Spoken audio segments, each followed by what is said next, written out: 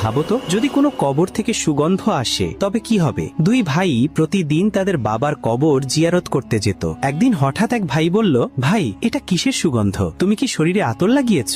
আরেক ভাই অবাক হয়ে বলল, না, আমিও সুগন্ধ পাচ্ছি। তারা ভালো করে চারপাশ দেখলো, সুগন্ধ আসছে পাশের কবর থেকে। দুই ভাই এগিয়ে গেল, দেখলো এক ছেলে সেই কবর পরিষ্কার করছে। তারা জিজ্ঞেস করলো, ভাই এই কবর থেকে সুগন্ধ কেন আসছে? ছেলেটি শান্তভাবে বলল, এটা আমার বাবার কবর। ভাইরা বলল, তোমার বাবা কি কোনো বিশেষ আমল করতেন? ছেলেটি ধীরে ধীরে বলল, আমার বেশি জানা নেই, তবে একটা বিষয় জানি, আমার বাবা কোরআনকে খুব ভালোবাসতেন। সে পড়তে পারতেন না, কিন্তু প্রতিদিন কোরআন খুলে তার উপরে আঙুল বুলাতেন ভালোবাসা নিয়ে। এই কথা শুনতেই ভাইদের মনে হলো যেন চোখের সামনে মাটি ফেটে গেল। তারা দেখলো কবরের ভেতরে এক বৃদ্ধ লোক কোরআন তেলাওয়াত করছেন। কবরের ভেতর আলো ঝলমল করছে। বৃদ্ধ লোকটি হাসি মুখে বললেন, বাচ্চা, যে কোরআনের প্রতি ভালোবাসা রাখে, আল্লাহ তার কবরকেও আলোকিত